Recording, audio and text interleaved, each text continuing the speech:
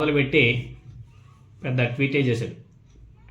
త్వరలోనే తెలుగు, హిందీ, ఇంగ్లీష్ 3 భాషలలో డిజిటల్ మీడియాని ప్రారంభించబోతున్నాడంట. సో పచ్చ మీడియాకి ఇంకా డైలీ బ్యాండ్ మేళమే. ఎందుకంటే విజయసాయిరెడ్డి గారే చెప్పారు, డిజిటల్ మీడియా రంగంలోకి అడుగు పెట్టబోతున్నాను, అందరూ కూడా ఆదరించండి అని చెప్పేసి చెప్పాడు. అంతేకాదు తాము ప్రారంభించబోయే ఈ డిజిటల్ మీడియా ప్లాట్ఫామ్ కానీ అదేవిధంగా న్యూస్ ఛానల్ ఏవైతే ఉన్నాయో న్యూస్ ప్లాట్ఫామ్ నిష్పక్షపాతంగా, సమతుల్యంగా, వాస్తవాలకు కట్టుబడి, పార్టీలకు అతీతంగా ఉంటుంది అని చెప్పేసి కూడా చెప్పాడు. ప్రజల గొంతుకను వినిపిస్తూ సామాన్యులు, మహిళలు, యువత, రైతులు, కార్మికులు, అణగారిన వర్గాలకు సంబంధించిన సమస్యలను వెలుగులోకి తీసుకురావడమే తన లక్ష్యం అని చెప్పేసి ఆయన చెబుతూ, తాము ప్రారంభించే మీడియా సంస్థ స్వతంత్రంగా ఉంటుంది, ఏ రాజకీయ పార్టీకి అనుబంధంగా ఉండదు, డిజిటల్ ప్లాట్ఫామ్ లాంచ్ చేసిన తర్వాత తెలుగులో, ఓన్లీ తెలుగులోనే శాటిలైట్ న్యూస్ కూడా అదే విజన్, వాల్యూస్తో ప్రారంభించబోతున్నామని చెప్పేసి కూడా చెప్పాడు. డిజిటల్ మీడియా మాత్రం 3 భాషల్లో ఉంటుంది, న్యూస్ ఛానల్ మాత్రం ఓన్లీ తెలుగు భాషలోనే ఉండబోతుంది. రాజకీయాలకు అతీతంగా, ఏ పార్టీలకు సంబంధం లేకుండా, నిష్పక్షపాతంగా తను ఒక న్యూస్ ఛానల్ కూడా, శాటిలైట్ న్యూస్ ఛానల్ కూడా ఓపెన్ చేయబోతున్నట్లు ఆయన స్పష్టం చేశారు. ఈ మీడియా సంస్థలకు సంబంధించి పేరును త్వరలోనే ప్రకటిస్తాము అని చెప్పేసి కూడా విజయసాయిరెడ్డి గారు ట్వీట్ చేశాడు. చాలా గొప్ప విషయమే. మీడియా రంగంలోకి ఎవరైనా రావచ్చు, పార్టీలకు అతీతంగా ప్రజల పక్షాన నిలబడి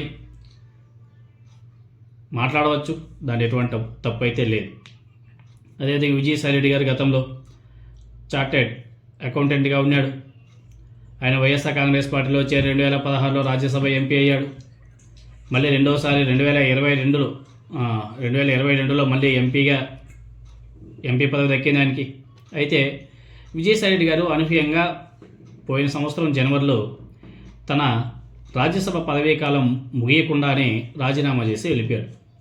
తాను రాజకీయాల నుంచి తప్పుకుంటున్నట్లు ఆయన ప్రకటించడం, ఏ రాజకీయ పార్టీలో కూడా చేరడం లేదు, తాను పదవులు, ప్రయోజనాలు ఆశించి రాజీనామా చేయడం లేదు, ఏ నిర్ణయం తన వ్యక్తిగతం, ఎవరి ఒత్తిళ్లు లేవు, ప్రభావం తన మీద ఎటువంటి లేదు, తనను ఆదరించాలంటే వైఎస్ఆర్ కుటుంబానికి, జగన్మోహన్ రెడ్డి గారికి ఎల్లప్పుడూ కూడా రుణపడి ఉంటాను అని చెప్పేసి కూడా ఆయన చాలా స్పష్టం చేశారు. ఈ పదాలు చాలా ఇంపార్టెంట్. అదేవిధంగా వైఎస్ జగన్మోహన్ రెడ్డి గారు 2 సార్లు రాజ్యసభ ఎంపీగా అవకాశం ఇచ్చారు అని చెప్పేసి కూడా ఆయన చాలా గొప్పగా చెప్పడం జరిగింది.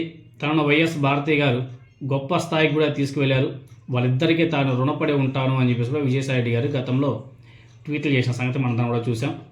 అదేవిధంగా తాను వైఎస్ఆర్ కాంగ్రెస్ పార్టీలో ఉన్నంత కాలం పార్టీ బలోపేతం కోసం తన వంతుగా పనిచేయడం, ప్రధాని మోదీ, కేంద్ర హోం మంత్రి అమిత్ షాలకు ధన్యవాదాలు చెప్పడం, అలాగే తాను టీడీపీకి రాజకీయంగా విభేదించానే తప్ప తనకు చంద్రబాబు నాయుడు గారు కుటుంబంతో కూడా ఎలాంటి వ్యక్తిగత విభేదాలు లేవు అని చెప్పేసి చెప్పడం, తనకు పవన్ కళ్యాణ్తో చిరకాల స్నేహం ఉంది అని చెప్పేసి చెప్పడం, తాను భవిష్యత్తులో వ్యవసాయం మీద ఫోకస్ పెడతాను, రాజకీయాలకు దూరంగా ఉంటాను అని చెప్పేసి చెప్పడం.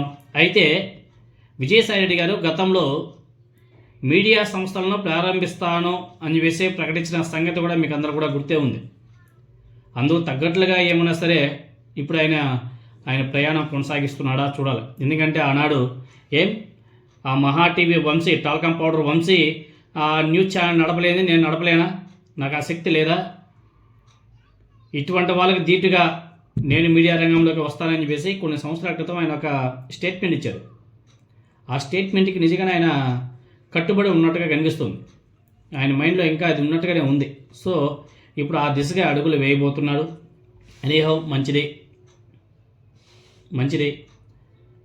డిజిటల్ మీడియాలోకి రావాలా, శాటిలైట్ మీడియాలోకి రావాలా, ఈ పచ్చ మీడియా ఏదైతే ఉందో వన్ సైడ్గా వార్తలు రాస్తున్నారు వాళ్ళందరినీ కూడా దుమ్ము దులపాల్సిన అవసరం కూడా ఉంది. ఎందుకంటే ఈ పచ్చ మీడియాని చూసి బోర్ పడేసింది. ఎందుకంటే ఒక్క పార్టీకి వంత పాడుతూ రాతలు రాస్తూనే ఉంటారు, దుర్మార్గంగా నీచంగా రాస్తూ ఉంటారు. అట్లీస్ట్ న్యూట్రల్ ఛానల్స్ అనే వస్తే ఈ పచ్చ ఛానల్స్ అన్నీ కూడా గాల్లో కొట్టుకెళ్ళిపోతాయన్న ఒక అభిప్రాయం అయితే నాకు కలుగుతుంది. కాబట్టి ఎనీహౌ మొత్తానికైతే విజయసాయిరెడ్డి గారు మీడియా రంగంలోకి అడుగుపెట్టడం చాలా మంచి పరిణామం.